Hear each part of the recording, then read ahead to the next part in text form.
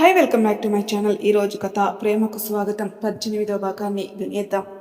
క్రిష్ కిందికి వచ్చి కావ్య దగ్గరికి వెళ్ళి, వదిన, అన్నయ్య నీ కోసం వెయిట్ చేస్తున్నాడు, వెళ్ళి మాట్లాడు అనగాని ఆశ్చర్యంగా చూస్తూ, క్రిష్, బావకి నా మీద కోపం లేదా అని అదే ఆశ్చర్యంతో అడిగేసరికి నవ్వుతూ తల అడ్డంగా ఊపడంతో కావ్య సంతోషంగా కళ్ళు తుడుచుకొని క్రిష్ చేతిలో నిద్రపోతున్న మహి తల నిమురుతూ వాడి నుదుటిపై ముద్దు పెట్టుకొని కిషోర్ ఉన్న గదికి వెళ్తుంది. డోర్ దగ్గర వరకు కిషోర్తో మాట్లాడి జరిగిందంతా చెప్పి క్షమించమని అడగడానికి ఎంతో ఆత్రంగా వెళ్ళిన కావ్య డోర్ని చూడగానే కొన్ని క్షణాల ముందు ఆ డోర్ వేసే క్రమంలో ఎంత శబ్దం చేసిందో తలంపుకు రాగానే అక్కడే ఆగిపోయి వెళ్ళాలా వద్దా అని కాసేపు ఆలోచించి తను ఇన్ని రోజులు అందరినీ బాధ పెట్టింది కాబట్టి తన బావ కోపంగా ఉన్నా తను భరించాలి, తప్పదు అని నిశ్చయించుకుని డోరు నెమ్మదిగా ఓపెన్ చేసి అడుగు వేసుకుంటూ లోపలికి పెట్టి వెనక్కి తిరిగి డోర్ లాక్ చేసి కిషోర్ దగ్గరికి వెళ్ళింది. అప్పటికే కిషోర్ బాల్కనీలో ఉన్న సోఫాలో కూర్చొని తల పట్టుకుని కావ్య గురించి ఆలోచిస్తూ బాధపడుతూ ఉన్నాడు. కావ్య లోపలికొచ్చి గదంతా కళ్ళతోనే వెతుకుతూ కిషోర్ గురించి చూస్తూ ఉంటే తన భర్త జాడ రూమ్లో ఎక్కడా కనిపించడం పోవడంతో కిషోర్ ఏదైనా ఒక విషయం గురించి బాధపడుతున్నప్పుడు ఎక్కడుంటాడో తెలుసు కాబట్టి అడుగుల శబ్దం రాకుండా బాల్కనీలోకి వెళ్ళింది. కిషోర్ని సోఫాలో అలా చూడగానే తన ఫేస్ కనిపించక తనపై కోపంతో ఉండడం వల్ల అలా ఉన్నాడేమో అనుకుని నెమ్మదిగా బావా అంటూ పిలుస్తుంది. కానీ కిషోర్ నుంచి ఎటువంటి స్పందన లేకపోవడంతో తన మాట బయటికి రాలేదని గ్రహించి కొంచెం గట్టిగా బావా అని పిలుస్తుంది. కిషోర్ ఇన్ని రోజులు దూరమైన బంధం తిరిగి దరి చేరడంతో తల పైకెత్తి కావ్యాన్ని చూస్తాడు. కావ్య ఒక క్షణం కిషోర్ని అలా చూడగానే వెంటనే తన దగ్గరికి వెళ్ళి మోకాలపై కూర్చుని కిషోర్ ముఖాన్ని చేతిలోకి తీసుకుని బొట్టన వెళుతూ తన కన్నీటిని తుడిచి, ఏంటి బావా ఇది, నీకు నా మీద కోపం వస్తే నన్ను కొట్టు లేదా శిక్షించు, అంతేకాని నన్నేమీ అనలేక నిన్ను నువ్వు ఇలా బాధ పెట్టుకుంటే నేను చూడలేను అని కిషోర్ చేతికి ఉన్న రక్తాన్ని చూసి ఏడ్చేస్తూ వెంటనే రూమ్లోకి పరిగెత్తుకుంటూ వెళ్ళి ఫస్ట్ ఎయిడ్ బాక్స్ తీసుకుని వచ్చి కాటన్ తీసుకుని బ్లడ్ క్లీన్ చేసి కట్టుకడుతుంది. కిషోర్ కావ్య చేసేదంతా శిలలా ఉండి చూస్తూ, నాకేదో అయిపోతుందని ఎవడో చెప్తే నాకు దూరంగా వెళ్ళిపోతావా, వెళ్లే ముందు నువ్వు లేకుండా ఒక క్షణం కూడా ఉండలేనని నీకు గుర్తుకు రాలేదా అనే మాటలు కూడా తీసుకుని అడుగుతాడు కిషోర్. అప్పటికే కట్టడం పూర్తవడంతో కావ్య కిషోర్ని హత్తుకొని గుండెలపై తలపెట్టి, బావా, ఆ క్షణం నాకేం గుర్తుకు రాలేదు బావా, నిన్ను ఆ దుర్మార్గుడు కిడ్నాప్ చేశాడని చెప్పి వీడియో పంపంగానే నాకు కాళ్ళు చేతులు ఆడలేదు, అందుకే వాడు చెప్పినట్లు చేసేశాను. ఆ క్షణం నీకు కనీసం ఫోన్ చేసి మాట్లాడడానికి కూడా లేదు, అయినా ప్రయత్నించాను, నాట్ రీచబుల్ అని వచ్చింది. నీకోసం నేను ఇంటి నుంచి బయటకు వెళ్ళక తప్పలేదు బావా అని ఆ రోజు గుర్తుకు రాగానే భయం వేయడంతో కిషోర్కి ఇంకా దగ్గరగా జరిగి హత్తుకుంటుంది. తను తమ్ముడు అప్పటికే కిషోర్కి అంతా చెప్పడంతో ఇంకా కావ్యాని ఆ విషయాలు గుర్తు చేసి బాధ పెట్టకుండా ఉండాలని, సరే జరిగిందేదో జరిగిపోయింది, ఇంకా అవన్నీ మర్చిపోయి ప్రశాంతంగా ఉండు, మన మధ్య ఇంకోసారి టాపిక్ తేవద్దు, ఇన్ని రోజులు నేను చాలా మిస్ అయ్యాను బంగారం, నీ మీద బెంగతో మహి కంటే దారుణంగా ఉంది నా పరిస్థితి అని బాధగా చూసేసరికి కావ్య కిషోర్ ముఖాన్ని తన గుండెలకి హత్తుకుని, నన్ను క్షమించి బావా, ఇంకెప్పుడు ఏ విషయమైనా మీ దగ్గర దాచిపెట్టను అని కిషోర్ తల మీద ముద్దు పెట్టుకుంటుంది. ఆ క్షణం ఇన్ని రోజులు తన పడిన బాధని, మానసిక వేదనని భర్త సాంగిత్యంలో మర్చిపోయి ప్రశాంతంగా ఉంది. కాసేపటికి కిషోర్ కావ్య నుంచి దూరం జరిగి పద లోపలికెళ్దాం అని కావ్య చేతిని తన చేతితో పెనవేసి గదిలోకొచ్చి బాల్కనీ డోర్ క్లోజ్ చేస్తాడు. కావ్య, నీకిప్పటికే క్రిష్ జరిగిందంతా చెప్పుంటాడు, ఇంకోసారి మళ్ళీ నువ్వు నా నుంచి దూరం అయితే ఈసారి ఖచ్చితంగా నేను ప్రాణాలతో ఉండను అని గంభీరంగా చెప్పేసరికి కావ్య కిషోర్ నోటి మీద చేయి వేసి బెదురు కళ్ళతో చూస్తూ, ప్లీజ్ బాబా, ఇంకెప్పుడు ఇలా మాట్లాడుకో అని అచ్చేసుకుంటుంది. కావ్య తల నిమురుతూ, నేను అలా ఉండాలంటే నువ్వు ఎప్పుడు నాతోనే ఉండాలి కావ్య అని చెప్పి ముఖాన్ని చేతుల్లోకి తీసుకుని నుదుటిపై ముద్దు పెట్టుకుంటాడు. అప్పుడే డోరు బయట నుంచి మెయిడ్ గొంతు వినిపించింది. దాని సారాంశం, పెద్దమ్మ గారు భోజనానికి పిలుస్తున్నారని చెప్పి కిందికి వెళ్ళిపోయింది. కావ్యాన్ని తన పక్కకు తెచ్చుకుని తన నడుము చుట్టూ చేయి వేసి పద అని డోర్ ఓపెన్ చేసి కావ్యతో మెట్లు దిగుతుంటే హాల్లో కూర్చొని మాట్లాడుకుంటున్న వారందరూ వారిద్దరిని చూసి, వదిన, నా కూతురు అల్లుడికి ఎవరి దిష్టి తగలకుండా తిన్న తర్వాత దిష్టి తీయడం మర్చిపోకు అని మనోరమ చెప్పడంతో, అలాగే వదిన, నువ్వు నాకు మళ్ళీ చెప్పాలా అని కావ్య వాళ్ళ దగ్గరకు రాగానే పదండి అని అందరూ డైనింగ్ టేబుల్ దగ్గరికి వెళ్తారు. మహి కావ్య మీదకి దూకుతుంటే కావ్య మహిని ఎత్తుకుని ముఖమంతా ముద్దులు పెట్టి నా కన్నయ్య అంటూ గుండెలకు హత్తుకుంది.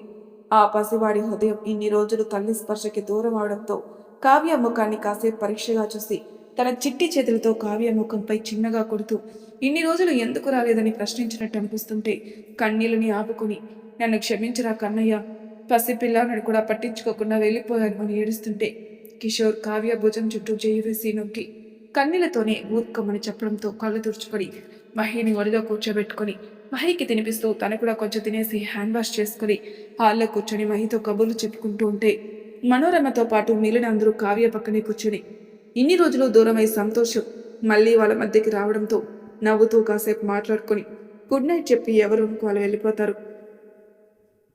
మనోరమ కావ్య ఒడిలో నిద్రపోతున్న మహిని జాగ్రత్తగా తీసుకుని, స్వీటీ, మహి ఈరోజు నా దగ్గరే పడుకుంటాడు, మీరు వెళ్ళి పడుకోండి అనగాని, ఎందుకమ్మా, మహి మాతోనే ఉంటాడు అనగాని, ఈ ఒక్క రోజులో నా దగ్గర పడుకుంటే వాడేం చిక్కిపోడలేవే, నీకు అల్లుడికి ఇన్ని రోజులు సరిగ్గా నిద్ర కూడా లేదు, ఇంకేం భయాలు లేకుండా ప్రశాంతంగా పడుకోండి అని మెయిడ్ తెచ్చిన పాల గ్లాస్ కావ్య చేతికిచ్చి మహిని తీసుకుని తన గదిలోకి వెళ్ళిపోయింది. కిషోర్ కావ్యాన్ని చూసి నవ్వుతూ, అత్తయ్యకి మహి అలవాటే కదా కావ్య, పద అని కావ్యాన్ని తీసుకుని వాళ్ళ రూమ్కి వెళ్ళిపోతాడు.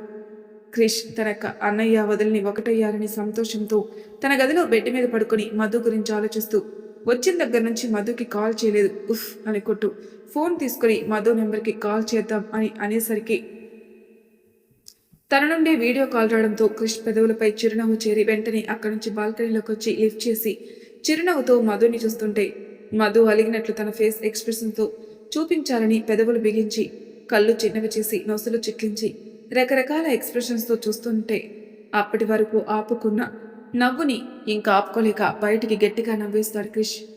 మధుకి క్రిష్ నవ్వడం చూసి తల కొట్టుకుని తనలోని తను నాకు ఫేస్లో ఎక్స్ప్రెషన్ ఎలా ఇవ్వాలో తెలియదు కదా, ఇప్పుడు నా విచిత్రమైన ఎక్స్ప్రెషన్ చూసి ఎలా నవ్వుతున్నాడు చూడు అని తన తిట్టుకుని ఒక వెర్రి నవ్వు నవ్వి, శ్రీ ఇంకా చాలు తెలుసు కదా మనం ఎక్స్ప్రెషన్ ఇవ్వడంలో వీక్ అని చెప్తూ కింది పెదవి విరుస్తూ చెప్పేసరికి క్రిష్ నవ్వడం ఆపేసి, మనం కాదు మేడం నీకు అని చెప్పు, ఇందాకటి కంటే ఇప్పుడు నువ్వు పెట్టిన ఎక్స్ప్రెషన్ని అలకకి బాగా సూట్ అవుతుంది అని ముచ్చటగా చూస్తూ చెప్తూ ఉంటే మధు ఒక్కసారిగా 1000 వాట్స్ బల్బు ఆ వెలిగిపోతుంది ఫేస్లో బ్రైట్నెస్ చేరి, అయితే ఇక్కడ నుంచి నేను నీ మీద అలిగినప్పుడు ఇదే ఎక్స్ప్రెషన్ పెడతాను, అప్పుడు నువ్వు నేను అలిగానని అర్థం చేసుకుని నన్ను బుజ్జగించాలి, ఓకేనా? క్రిష్ నవ్వుతూ, సరే తమరు చెప్పారు కదా, ఎందుకే డిన్నర్ చేసావా లేదా? ఇప్పుడు గుర్తొచ్చిందా సార్కి, మాతో పాటు ఇంటికి రమ్మంటే రాలేదు, వర్క్ ఉందని వెళ్ళిపోయావు, అప్పటి నుండి కనీసం కాల్ కూడా చేయలేదు, అదే ఆఫీస్లో ఉంటే మాత్రం నిమిషానికి ఒకసారి విసిగించేవాడివి అని పక్కకి తిరిగి నాలుగు ఖర్చుకుని, అదే నాకు ఏదో వర్క్ అని చెప్పి పిలిచేవాడివి అంటున్నాను అని తడబడుతూ చెప్పేసరికి క్రిష్ నవ్వుతూ, నేనేం ఫీల్ అవ్వనులే కానీ నీ కాల్ చేయడానికి టైం లేనంత బిజీగా ఉన్నానురా ఈరోజు జరిగిందంతా నీతో ఇప్పుడే చెప్పేయాలని ఉంది, కానీ ఫోన్లో చెప్పే విషయం కాదు, రేపు బయట ఎక్కడికైనా కలుస్తాను. సరే శ్రీ, సారీ, నువ్వున్న సిచ్యువేషన్ తెలుసుకోకుండా మాట్లాడేశాను. ఇంతకీ ఆంటీ అంకుల్ హ్యాపీనా మధు? చాలా శ్రీ, ఆ అమ్మ అయితే నన్ను చూసిన తర్వాత వదిలి ఒక్క క్షణం కూడా ఉండలేనంటుంది. నా కోసం ఇష్టమైన రెసిపీస్ అన్నీ చేయించింది. అన్నయ్య వదిన వాళ్ళు వచ్చారు, నేనైతే చాలా సంతోషంగా ఉన్నాను శ్రీ, ఇదంతా నీ వల్లే, థ్యాంక్ యూ సో మచ్ అన్నమాట ఆమె బాధని తెలియజేస్తుంటే. ఓయ్ ఏంటిది, ఇప్పుడు ఎందుకు ఏడుస్తున్నావు? నువ్వు అలా ఏడిస్తే నాకు వెంటనే నీ దగ్గరకు వచ్చేయాలని ఉంది, ప్లీజ్ కంట్రోల్ యువర్ సెల్ఫ్ అని చెప్పగానే మధు ఆశ్చర్యంగా, శ్రీ నేను ఏడుస్తున్నట్టుందా నీకు అని అప్పటికే ఆమెకి తెలియకుండా తన కళ్ళ నుండి చెంపపై జారిన కన్నీటిని చేత్తో దురుముతూ, నాకు కన్నీళ్లు రాకముందే నీకు తెలిసిందా, ఎలా అని ఆశ్చర్యం అంతా ముఖంలో కలవరిస్తూ అడిగేసరికి, నీ వాయిస్లో తేడా నేను గమనించాలే, అదేదో మ్యాజిక్ అనుకోకు అని చెప్పి లక్కీ ఏం చేస్తున్నాడు? ఇదిగో అది తన బెడ్ మీద పడుకున్న లక్కీని చూపిస్తూ, ఇప్పటి వరకు అందరితో ఆడుకొని అలసిపోయి పడుకున్నాడు అని నవ్వుతూ ఉంటుంది. మధు, ఆంటీకి లక్కీ గురించి తెలుసా? మధు క్రిష్ వైపు చూసి తల నిలువుగా ఊపుతూ, డాడీ నా దగ్గరకు వచ్చే ముందే అమ్మతో చెప్పారట, కానీ నా దగ్గరకు వస్తున్నట్లు చెప్పలేదు, అందుకే అమ్మ నన్ను చూడగానే షాక్ అయి తర్వాత హ్యాపీగా ఫీల్ అయింది అని చిన్న నవ్వుతూ చెప్పేసరికి, ఇంకేంటి విశేషాలు, మేడం గారికి ఇక మేము గుర్తుంటామా? వేలు చూపించి వార్నింగ్ ఇస్తున్నట్లు, ఇదిగో ఇంకొకసారి ఇలా మాట్లాడితే బాగోదు శ్రీ, నిన్ను మర్చిపోవడం అంటే ఆ రోజు నేను బ్రతికి లేనట్టే అనగాని క్రిష్ ఫోన్లో మాట్లాడుతున్నా తన పక్కనే ఉన్నట్లు ఫీల్ అయి ఫోన్లో కనిపిస్తున్న మధు పెదవులపై చేయి వేసి, నీ నోటి నుండి ఇలాంటి మాటలు వినడానికి కాదు ఇదంతా చేసింది, మామ్ డాడ్ అంకుల్ ఆంటీ మన కుటుంబాల అందరి సమక్షంలో మన పెళ్లి సంతోషంగా జరగాలని, మన పెళ్లికి ఏదీ అడ్డు కాకూడదని అన్ని ప్రాబ్లమ్స్ క్లియర్ చేస్తూ వస్తున్నాను. సరే, అనవసరమైన విషయాల గురించి ఆలోచిస్తూ మైండ్ డిస్టర్బ్ చేసుకోకు. ప్రశాంతంగా నిద్రపో. టుమారో ఆఫీస్లో మీట్ అవుదాం. ఓకే. నువ్వు కూడా ఏం ఆలోచించకుండా ప్రశాంతంగా పడుకో. గుడ్ నైట్ అని నవ్వుతూ చెప్పి కాల్ కట్ చేస్తుంది. క్రిష్ మనసు మధుతో మాట్లాడిన తర్వాత ప్రశాంతంగా అనిపిస్తుంది. బాల్కనీ డోర్ క్లోజ్ చేసి రూమ్లోకి వెళ్ళి బెడ్ మీద పడుకోగానే నిద్ర పట్టేస్తుంది. కిషోర్, కావ్య ఇద్దరు బెడ్ మీద కూర్చొని ఇప్పటి వరకు వాళ్ళిద్దరూ కోల్పోయిన సంతోషాన్ని అంతా వారి మాటల్లో తిరిగి పొందేసరికి టైం 12 అవుతుంది. కిషోర్ బెడ్ మీద నుంచి లేచి ఇంతకుముందు కబోర్డ్లో పెట్టిన గిఫ్ట్ బాక్స్ను తీసుకుని చేతులు వెనుకగా పెట్టి నెమ్మదిగా అడుగులో అడుగు వేసుకుంటూ కావ్య ముందుకొచ్చి అప్పుడే బెడ్ రెస్ట్కి ఆనుకొని కళ్ళు మూసుకుని ఉన్న కావ్యాన్ని చూస్తూ హ్యాపీ వెడ్డింగ్ యానివర్సరీ శ్రీమతి గారు అనగాని చప్పున కళ్ళు తెరిచి కిషోర్ని చూడగాని భావోద్వేగాన్ని ఆపుకోలేక వెంటనే బెడ్ మీద నుంచి దిగి కిషోర్ని గట్టిగా హక్ చేసుకుని బావా, అసలు గుర్తులేదు బావా అని కళ్ళల్లో నీళ్లతో తడి కిషోర్ హృదయానికి చేరడంతో కిషోర్ గిఫ్ట్ బాక్స్ బెడ్ మీద పెట్టి కావ్య ముఖాన్ని చేతుల్లోకి తీసుకుని ఎందుకు ఏడుస్తున్నావురా? నువ్వు ఫస్ట్ విష్ చేయకపోవడం వల్ల నాకు ఎంత హ్యాపీగా ఉందో తెలుసా అని కావ్యాన్ని డైవర్ట్ చేయాలని అల్లరిగా నవ్వుతూ అంటుంటే బావా అంటూ మూతి ముడిచి పక్కకు తిరుగుతుంది. కిషోర్ కావ్య భుజాల చుట్టూ చేతులు వేసి వెనక నుంచి ఆమెని డ్రెస్సింగ్ టేబుల్ దగ్గర నడిపించి కళ్ళు మూసుకొని నేను చెప్పే వరకు ఓపెన్ చేయకుండా ఉండు అనగానే కావ్య కళ్ళు మూసేస్తుంది. కిషోర్ నవ్వుతూ వెళ్ళి బెడ్ మీద ఉన్న గిఫ్ట్ కవర్లో నుంచి డైమండ్ నెక్లెస్ తీసి కావ్య దగ్గరికి వెళ్తుంటే బావా ఎంతసేపు, త్వరగా రా అని పిలుస్తుంది. కిషోర్ వెయిట్ వెయిట్ వస్తున్నాను అని కావ్య వెనక నుండి తన మెడలో ఆ నెక్లెస్ వేసి మెడ దగ్గర రింగ్ అడ్జస్ట్ చేస్తుంటే కిషోర్ మునివేళ్లు శరీరానికి తగిలి కావ్యకి గిలిగింతలు పెడుతుంటే కష్టంగా ఓర్చుకుంది.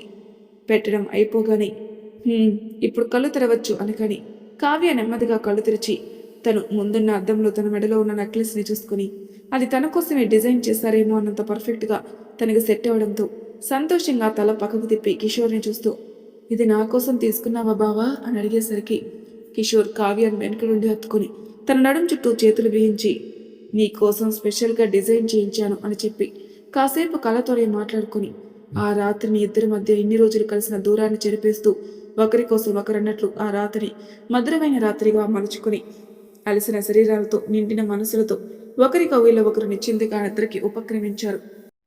తర్వాత రోజు ఉదయం సూర్యుని కిరణాలు కిటికీ అద్దం మీద పడి గదిలోపలికి వెలుగు ప్రసరించేసరికి మధు నెమ్మదిగా కళ్ళు తెరిచి కిటికీ నుండి బయటికి చూస్తూ ఫోన్ తీసుకొని టైం చూసేసరికి 8 అవ్వడంతో అప్పుడే 8 అయిపోయిందా, ఇంతసేపు మొద్దులా ఎలా పడుకున్నానని కళ్ళు నిలుపుకొని పక్కకు చూసేసరికి లక్కీ కనిపించడు.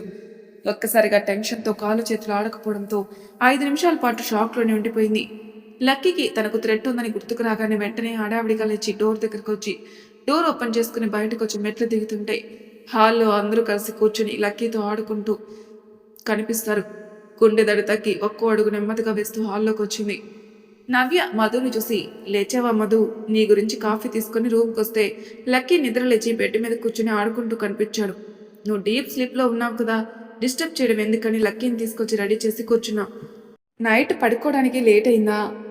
అవును వదిన, చాలాసేపు నిద్ర పట్టలేదు. నేను నిద్ర లేచేసరికి లక్కీ పక్కన లేకపోతే కంగారు పడ్డాను అంతే అని చెప్పి సరే నేను వెళ్ళి ఫ్రెష్ అయ్యి వస్తాను అని మళ్ళీ తన రూమ్లోకి వెళ్ళింది. రూమ్కి వెళ్ళగానే ఫోన్కి నోటిఫికేషన్ సౌండ్ రావడంతో ఫోన్ ఓపెన్ చేసి చూస్తే కృష్ణ నుంచి వాయిస్ మెసేజ్ వచ్చింది.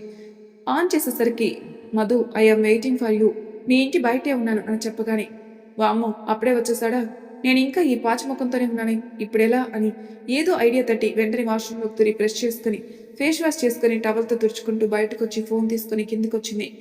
హాల్లో ఉన్న అందరూ మధుని చూస్తుంటే ఒక బెర్రు నవ్వి అంటే మీకు ఒక ఇంపార్టెంట్ పర్సన్ ఇంట్రడ్యూస్ చేయాలి, బయటే ఉన్నారట, నేను వెళ్ళి తీసుకుని వస్తాను అని ఇంకో మాటకి అవకాశం ఇవ్వకుండా బయటికి పరుగులాంటి నడకతో వెళ్ళిపోయింది. రాఘవేంద్ర గారు అప్పుడే అక్కడికి రావడంతో బయటికి చూస్తూ ఉన్న వాళ్ళని చూసి ఏమైంది, అందరూ ఏం చూస్తున్నారు అని అడుగుతూ అక్కడే ఉన్న సోఫాలో కూర్చుంటాడు. సుమిత్ర రాఘవేంద్రాన్ని చూస్తూ మధు ఎవరినో పరిచయం చేయాలని చెప్పింది, వాళ్ళు బయట ఉన్నారంట, వెళ్ళి తీసుకుని వస్తానని వెళ్ళింది అని చెప్పి లక్కీకి ఇడ్లీ తినిపిస్తుంది. రాఘవేంద్రకి వచ్చిన వాళ్ళు ఎవరో అర్థమై చిన్నగా నవ్వుతూ క్రిష్ లాంటి మంచి వ్యక్తిత్వం ఉన్న అబ్బాయి మధుని ఇష్టపడడం, తన కోసం నా దగ్గర తగ్గి నన్ను ఒప్పించడం ఇవన్నీ మెచ్చుకోదగినవే. మధు క్రిష్తో ఉంటేనే సంతోషంగా ఉంటుందని అర్థమైంది. ఒకసారి నా పెద్ద కూతురు విషయంలో చేసిన తప్పుని మళ్ళీ చేసి మధుని కూడా దూరం చేసుకుని నేను బ్రతకలేను. ఇప్పటికే నా పంతంతో ఒక బిడ్డ ఈ లోకం నుంచి దూరం అయిపోయింది. నాకు జీవితాంతం బాధపడేలా శిక్షణ విధించి మాకు దూరం అయిపోయింది. నా మనవడిలో మాధవిని చూసుకుంటూ వాడి బాధ్యతను నేను తీసుకుని నేను చేసిన తప్పుకి కొంతైనా ప్రాయశ్చిత్తం చేసుకుంటాను. వీలైనంత త్వరగా క్రిష్ ఫ్యామిలీతో మాట్లాడి మధు క్రిష్ల పెళ్లికి అన్ని క్లియర్ చేస్తానని మనసులో అనుకుంటాడు. బయటకొచ్చిన మధుని చూస్తున్న క్రిష్ విచిత్రంగా చూస్తూ కారు దిగి బయటకొచ్చి, మధు ఏంటి ఇలానే వస్తావా ఆఫీస్కి అని పెదవి చాటిన నవ్వుని దాస్తూ అడుగుతాడు. అబ్బా శ్రీ, నీకు మరీ వేళాకాలం అయిపోయింది అని మూతి ముడిచి, నైట్ లేటుగా పడుకున్నాను, ఉదయం లేయడం లేట్ అయింది, ఒక 10 మినిట్స్లో నేను రెడీ అయి వస్తాను, నువ్వు నాతో పాటురా అని క్రిష్ చేయి పట్టుకుని లోపలికి తీసుకెళ్తుంటే క్రిష్, హే ఇప్పుడు నేను లోపలికి ఎందుకు అని చేయి వదిలించుకొని చూస్తాడు. మధు ఇంకా గట్టిగా పట్టుకుని, ఇప్పుడు నువ్వు నాతో పాటు వస్తున్నావంతే, అమ్మ వాళ్ళకి నీ గురించి చెప్పాలి కదా అని ముందుకు తీసుకుని వెళ్తుంటే, నిజంగానే మన గురించి చెప్పేస్తావా అని మధుని అడిగేసరికి మధు వెనక్కి తిరిగి, మన గురించి కాదు సార్, ప్రెజెంట్ అయితే మీ గురించి మాత్రమే చెప్పాలనుకుంటున్నాను. డాడీకి మన గురించి తెలుసు కాబట్టి ప్రాబ్లం లేదు, అంతా డాడీయే చూసుకుంటారు. అమ్మ అమ్మ అన్నయ్య వదిన దగ్గర నిన్ను చూపించి వాళ్ళతో నీ గురించి చెప్పి కొంచెం టైం ఇవ్వాలనుకుంటున్నాను. మీ మీద వాళ్ళ ఒపీనియన్ తెలుసుకోవాలని ఉంది నాకు అని ఫేస్ క్యూట్గా పెట్టి చెప్తుంది. క్రిష్ తనని తాను కంట్రోల్ చేసుకోలేక వెంటనే మధు పెదవులపై ముద్దు పెట్టుకుని వెంటనే తన నుంచి దూరం జరిగి హెయిర్ రబ్ చేసుకుంటూ అల్లరిగా నవ్వుతూ చూస్తుంటే ఒక క్షణం ఏం జరిగిందో అర్థం కాక ఫ్రీజ్ అయిపోయి వెంటనే తేరుకుని క్రిష్ వైపు చిరికోపంగా చూస్తూ చుట్టూ చూసేసరికి ఇంకా మెయిన్ డోర్ దగ్గరికి రాకపోవడంతో ఊపిరి పీల్చుకుని, శ్రీ నీ కల్లర్ ఎక్కువైపోయింది, ఇలా అయితే నేను నీతో పాటు రాను అని అలిగినట్లు పెట్టేసరికి మళ్ళీ ఫేస్ క్యూట్గా అనిపించి క్రిష్ నవ్వుతూ మధు చెవి దగ్గరగా వచ్చి కుసుకుసుగా మాట్లాడుతూ, నువ్వు ఇలా ఫేస్ క్యూట్గా పెడుతుంటే నన్ను నేను కంట్రోల్ చేసుకోలేను మధు, ఇందాక జరిగినట్టే మళ్ళీ జరిగిపోతుంది, ఆ తర్వాత నాకు ఏ సంబంధం లేదు అని భుజాలు ఎగరేస్తూ చెప్పేసరికి అబ్బా అని తల కొట్టుకుని, నీకు దూరంగా ఉన్నన్ని రోజులు గుడ్ బైలా ఉన్నావు, ఇప్పుడు మాత్రం ఉఫ్ వద్దులే, ఇప్పుడు మళ్ళీ నీ మూడ్ డిస్టర్బ్ చేశాననుకో ఇంకో కిస్ పెట్టినా పెడతావు, మన పెళ్ళయ్యే వరకు డిస్టెన్స్ మెయింటైన్ చేయండి మంచిది అనుకుంటూ లోపలికి వెళ్తుంది.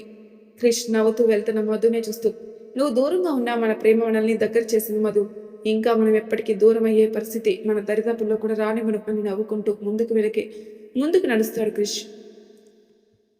ముందుగా లోపలికి వచ్చిన మధుని చూసి వెనక్కి చూస్తారు. ఎవరు లేకపోవడంతో నవ్య, మధు ఎవరినో పరిచయం చేయాలని చెప్పావు, ఎవరు లేరేంటి అంది.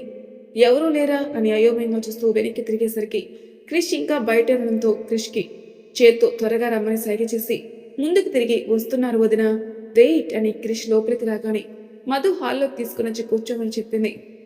మెయిన్ డోర్కి హాల్కి మధ్యలో ఇంకో గుమ్మం ఉంటుంది. ఆ ప్లేస్లో 2 సోఫాలతో పాటు ఎవరైనా వస్తే వెయిటింగ్ హాల్లో టైప్ 6 చైర్స్ ఉంటాయన్నమాట. బిజినెస్కి సంబంధించిన విషయాలు కూడా అక్కడ డిస్కస్ చేస్తారు.